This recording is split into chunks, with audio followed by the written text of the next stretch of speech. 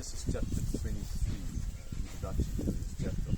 Okay, firstly, we are now here at the graveyard, Canaan graveyard. This is as far as you can see, the Muslim part of the graveyard, and the moment is actually the Buddhist part of it, burial going on. Lots of people there, but yeah, the graveyard is pretty big.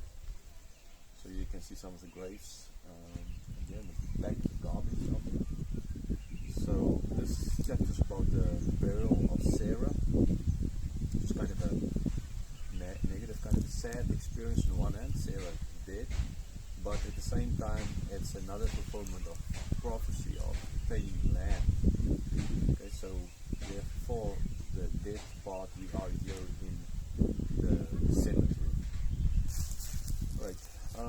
So yes, in this chapter I mentioned Sarah died, and then Abram wanted to bury his wife, but he didn't want to just bury his wife, and he wanted to have a piece of land that belongs to him, where she can be buried, and where he then later on can be buried.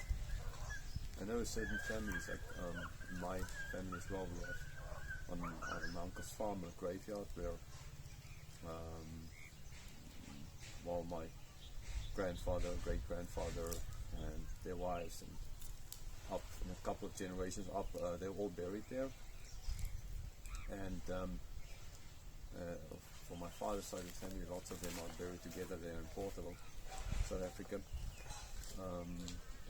Yeah, I've been to a number of, no, I don't say number of, but I think the most beautiful graveyards I've ever seen was like in Hong Kong.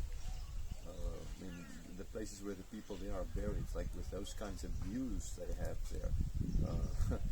It's really alien. They are dead, so they don't see the view, but the views you can get from the graveyard that are down the mountain over the sea, really beautiful. Anyhow, so death is not a beautiful thing, and you kind of want, like it's a kind of thing where strangely people do like to be buried together, families. Not for me, I don't really care. I don't care to be buried anywhere. Because when Christ back, He will raise me from the dead, and whatever I have done. So that's not a thing that really bothers me that much. Beware. I'm just stating that is kind of what often happens, and in this case as well. Abram wanted to have a place where ultimately his wife can be buried, but a piece of land that ultimately belongs to him, so that he can be buried there as well. And he's going to be buried there, and a number of his other family members are going to be buried there. Jacob, for example, in the same place, right? So this is then what we see in this chapter. The death of Sarah led to Abram looking for a piece of land to buy, so as to bury his wife and make sure he has a place as well. And there's a fulfillment therefore as well, or part of the fulfillment of the prophecy. We've seen the birth of Isaac, the fulfillment of the son, and then we've seen, Abram did in the land of the Philistines with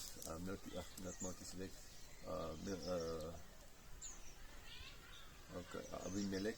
He did they got the well, but no land, right? And now in this chapter we're going to see Abram buying a piece of land, not getting, but buying the piece of, not stealing, not buying the piece of land, and the people selling it to him. So then you have the fulfillment, or at the start of the fulfillment of the son, right, by the birth of Isaac, and as well a partly fulfillment of the land by buying a piece of land where his wife, now in this case, and he later on, and other family members will be buried.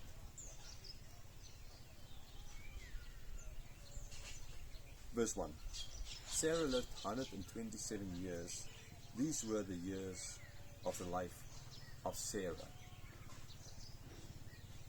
Okay, so here we get the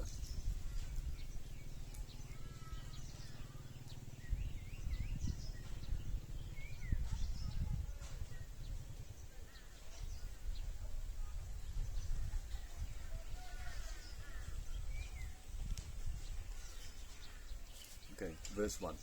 Sarah lived 127 years. These were the years of the life of Sarah. So, first verse, just basically stating how old she was when she died. Remember, she was 90 years old when she gave birth to Isaac, and that would mean this is 37 years ago since this. So, by this time, Isaac was 37 years old, and we know he's ultimately going to get married to Rachel, or not Rachel, Rebecca, sorry.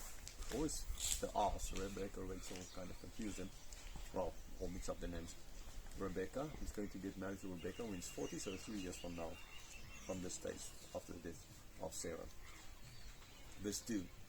And Sarah died at Kiriath Arba, that is Hebron, in the land of Canaan. And Abram went in to mourn for Sarah and to weep for her. So Abram would have been 137 years old then, and so, well, I mean, kind of normal. She died, and he's going to weep for her. We've seen through all his love for her, and now she is dead, and he's mourning. Verse 3. And Abram rose up from before his death and said to the Hittites, I am a sojourner and a foreigner among you. Give me property among you for a burying place, that I may bury my dead out of my sight. Okay, so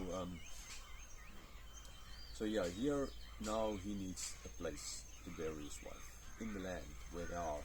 God promised him this land, but none of this land belongs to him as of yet. He has lots of flock, he has all of this, but he doesn't owe land as of yet. I know these days in lots of countries people come and retire in a country where they never can buy any land, and so they never can, because it's by law not allowed. Other countries you can, lots of countries you can't. Now at this stage he had everything. It was just a bedroom, he was moving around, nothing as of yet, no land. So there's no fulfillment of the land prophecy as of yet. So because of the death, now he's looking for this place. So the death led him to, Sarah's death led him to search for a place. And so he had to turn to the inhabitants of the land, the Hittites in this case, to go and ask them, okay, I'm looking for, I'm in search of a burial place for my wife, as you know, ultimately it's a custom, they would understand it, so can I?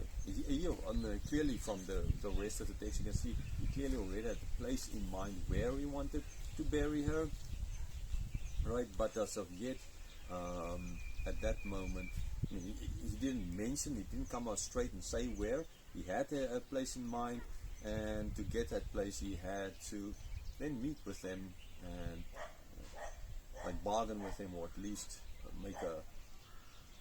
come to an agreement with them, because the land belonged to them. So he states, yes, he is just a foreigner, he's a sojourner there. He came from another country that he knew. I mean, how could you not know this basically rich guy that is walking around there, right? And he's looking for a burial place. Verse 5. The Hittites answered Abram, Hear us, my lord, you are a prince of God among us. Bury your dead in the choicest of our tombs. None of us will withhold from you his tomb to hinder you from burying your dead. So Abram asked for a property, in other words, for some place he can buy to bury, and they answer him, but they didn't answer him directly by saying, okay, we will sell this piece of land or that piece of land. They kind of say, well, anywhere you can, just where you want to, you can bury her. So they start off by clearly showing the deference for him, clearly showing their respect for him, in the sense that he is a prince of God among them. Now, prince of their God, understandably, and they're speaking in that sense. And wherever, in whichever tomb they told him he wants to bury his wife, there is where he can do it. They won't hinder at all, because they're not going to create problems for him. Verse 7. Abram rose and bowed to the Hittites, the people of the land. So, from Abram's side, it's a sign of respect and thankfulness. He's bowing. I mean, this is just a cultural exchange going on. This is a way they would do things. You don't really come out straight and say what you want or what you don't want. You kind of need to go around. Everybody understands it. these are like how these negotiations work. Different countries use different ways of negotiations. In Russia, if you want to start a business, you most likely would end up going to a banya with people where we'll drink some vodka or something like that. That's kind of like their way, depending on the kind of business, depending on the amount of money invested, where you kind of build this relationship and kind of, banya, it's like a sauna. And it's kind of like in that culture like that. In other cultures, it might be different. You put on a tie and a suit and dress up neatly, go to a business, you state clearly what you want, the other side states clearly what they want, and it's done. But different cultures have different ways of doing it. Now in this case, I think it's just their way. They knew he wanted, they knew that he wanted, but he didn't want to stay out straight. They knew that he can't stay out straight. He knew that he couldn't stay out straight. He knew he had to. He already knew which is the land he wanted, which piece of land he wanted, and he knew how to all do this culturally correct. Okay, so this is what's going on. Okay, it's like you go to a market or something, you want to buy something. You don't just take it and give the money. Right, depending on what you're buying, in some cases you can say, okay, yeah, will you come lower with the price or not? They might say yes, they might say no, and trust me, if you walk away, they will go lower with the price, like in Thailand and lots of other places as well like that. I kind of sometimes feel the price is so low already, I just kind of give them the money, but you can get away with it, because sometimes you don't really want a thing, or maybe kind of, maybe, but not, maybe not. Okay, so this is different. Okay, so in this case, this is a way of the negotiations. So he said, this is what happened, he's looking, they said, okay, it's fine, wherever you want to, you can bury. He asked to buy, they said, wherever you want to, there you can bury. No means no buying. That doesn't imply that they were not for selling him land. This is just the way the negotiations went. So he keeps on, in a cultural correct way, bowing before them. Verse 8. And he said to them, if you are willing that they should bury my dead out of my sight, hear me and entreat me for Ephraim the son of Zohar, that he may give me the cave of Machpelah, which he owns, is at the end of his field.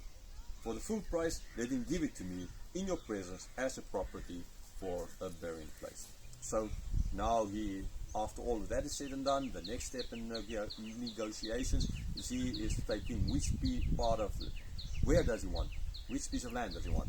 So he's saying, okay, I want this piece of land that belongs to Ephraim the son of Zohar. So you all please help me speak for my sake to him. Ephraim, understandably, there he would hear this. Right, again, as a community, we are deciding this.